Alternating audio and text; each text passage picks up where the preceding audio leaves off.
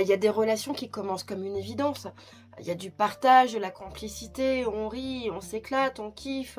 Voilà, ça commence extrêmement bien, généralement. Et quand on est un profil anxieux, ce genre de relation, ça vient toucher un profil très profond. On va se dire, ouais, ça y est, je l'ai enfin trouvé, c'est lui, c'est sûr, ou c'est elle, c'est sûr. Quelqu'un qui me voit, quelqu'un que je veux surtout pas perdre, quelqu'un avec qui j'ai envie que ça continue. Et en réalité, c'est exactement là que le mécanisme commence. Parce que ce genre de relation, ça arrive pas par hasard.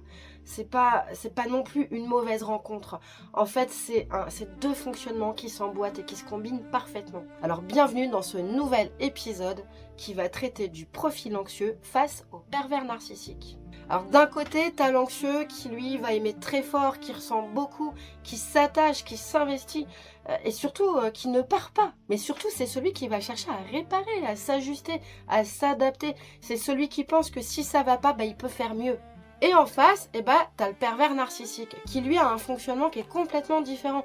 Alors lui, il va pas se remettre en question. Et puis s'il y a une problématique, il va se tourner vers toi. Il va vraisemblablement jamais être responsable du truc. Ça va être toi le responsable. Parce que lui, il va éviter, il va te renvoyer la situation, il va se cacher d'une certaine façon. Alors très vite dans la relation, il y en a un qui va douter et pas l'autre. Et ça suffit à créer une dynamique. En gros, quand il y a une tension, l'anxieux il va se dire « mais qu'est-ce que j'ai fait ?» Et le pervers narcissique il va répondre « ah c'est pas moi en tout cas ». Alors au début, ça se voit pas parce qu'il y a de l'intensité dans la relation, que le pervers narcissique il va être charmant, il va être impliqué, mais ce sera pas toujours de manière stable. Et si c'est toi l'anxieux dans l'histoire, tu vas pas vraiment bien voir les choses au début. Tu vas être encore sous le charme de la situation. Puis un jour, inévitablement, il va y avoir un décalage. Il va y avoir un message plus froid, quelque chose de plus distant. Et là, l'anxieux, immédiatement, il va se demander ce qu'il a fait.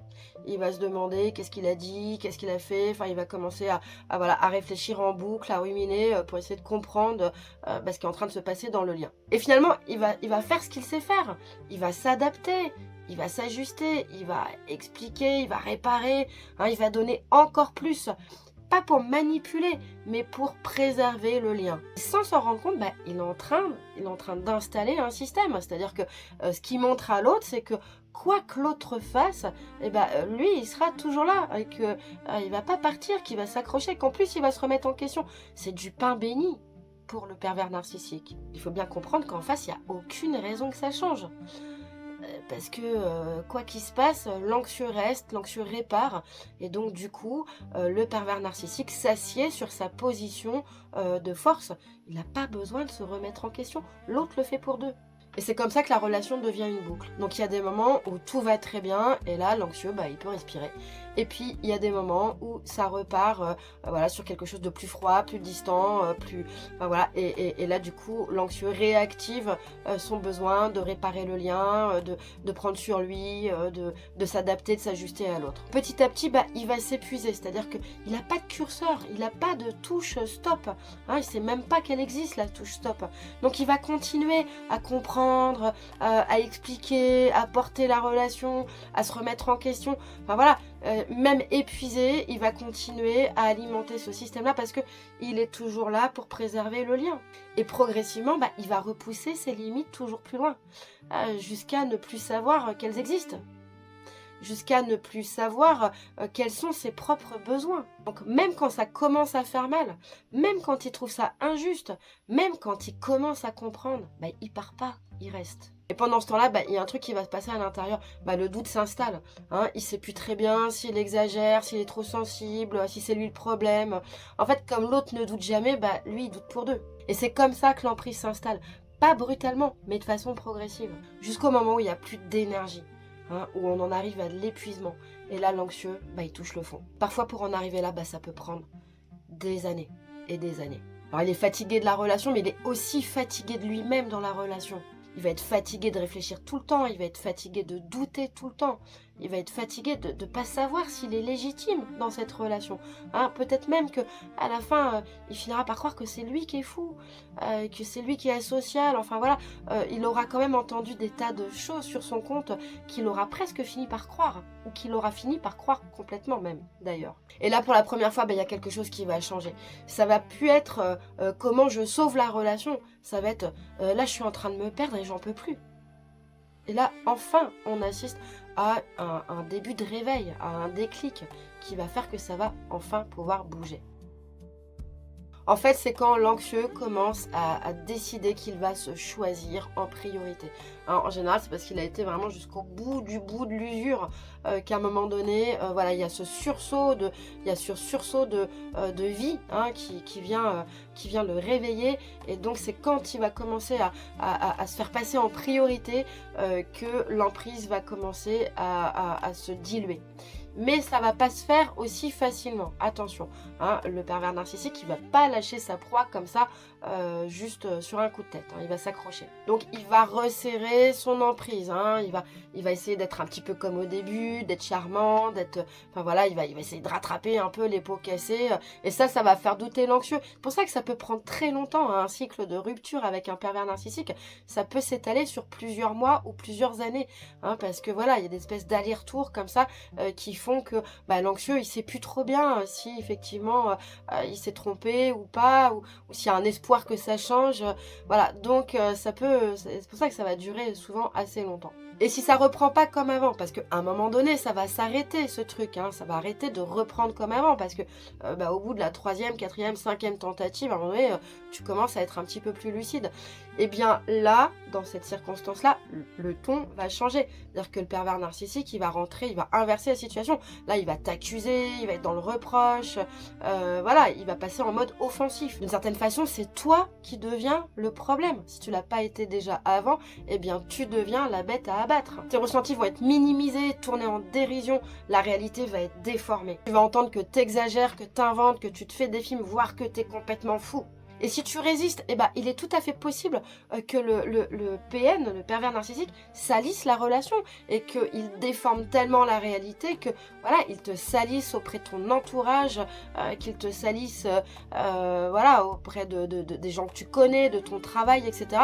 Enfin voilà, ça peut aller assez loin, c'est-à-dire qu'il va vraiment démolir ton image.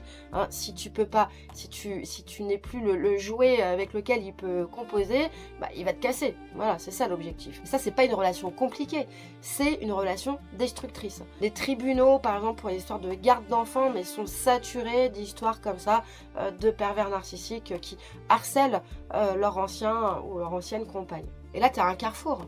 Soit tu continues et tu finis par te perdre, soit tu sors de là, mais ça va être compliqué, et tu te reconstruis. Enfin, voilà, t'es à un carrefour où voilà, tout droit c'est la mort, et il va falloir que tu bifurques, mais ça va te demander de l'énergie. Il va falloir que tu renonces à l'espoir de réparer la relation, hein, ou de réparer l'autre. Hein. Tu ne changeras pas l'autre. Il va falloir quand même que tu te mettes ça dans le crâne. Il va falloir aussi que tu reconstruises ta confiance en toi, parce que tu as passé des années à douter de toi-même. Et puis surtout, elle va te donner la possibilité de comprendre que elle n'était pas là par hasard, cette histoire. Que finalement, elle était exactement à la bonne place pour que tu comprennes que tu avais besoin d'apprendre à poser des limites. Que sans doute, déjà dans ta relation première avec tes parents, il n'y avait pas eu ce genre de limite qui avait été posée.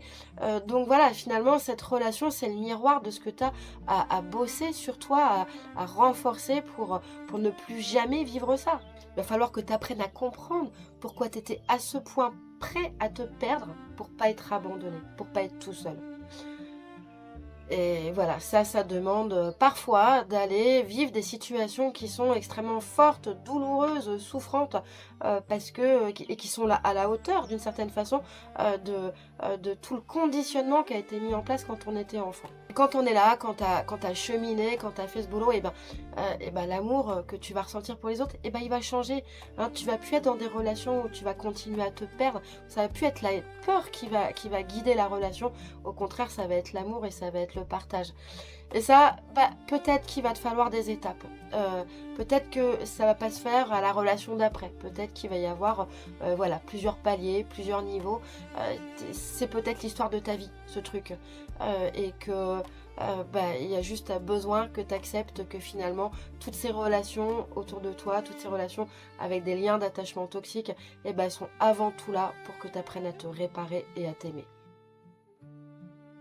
Alors en conclusion, bah, si je devais synthétiser ce que c'est une relation toxique avec un attachement anxieux et un pervers narcissique, bah, je te dirais que l'un a peur de perdre l'autre et que l'autre ne se remet jamais en question, ça c'est le premier point, que l'un s'adapte et que l'autre impose. Voilà, deuxième point, enfin voilà, pour faire une synthèse extrêmement rapide, c'est quand il y a un combo entre la peur de perdre le lien et l'emprise sur l'autre. L'emprise, il faut bien se dire quand même ça, c'est que l'emprise, elle est des deux côtés. C'est que il y a d'une certaine façon celui qui génère l'emprise et il y a celui qui accepte l'emprise. Hein. Donc on est vraiment dans un duo consentant pour aller vers cette relation toxique. Donc je pense que avec tous les épisodes que je t'ai présentés, tu auras compris un peu de quoi ça parle. Et si tu t'es reconnu, eh bien je t'invite d'ores et déjà à mettre en place des stratégies pour pouvoir réussir à en sortir. J'ai décidé de conclure ce cycle avec un numéro spécial qui va se décliner d'ailleurs en plusieurs épisodes parce que le dossier est d'importance et comme vous avez été nombreux à suivre l'épisode sur le narcissisme, je me suis dit qu'il y avait peut-être une petite confusion avec le pervers narcissique et que donc j'allais développer alors sous toutes les coutures et en détail la construction de ce schéma. Donc dans le prochain épisode, je te montre qui est le pervers narcissique. Et puis je vais te le décliner en plusieurs épisodes parce que sinon ça ferait un épisode qui serait vraiment très long parce que c'est un sujet qui est vraiment très complet. Et donc voilà, si le sujet t'intéresse ou si tu connais des gens comme ça dans ton entourage qui auraient besoin de mieux comprendre comment ça fonctionne, eh bien n'hésite pas à partager, à liker et à t'abonner à ma chaîne. Et je te dis à très vite.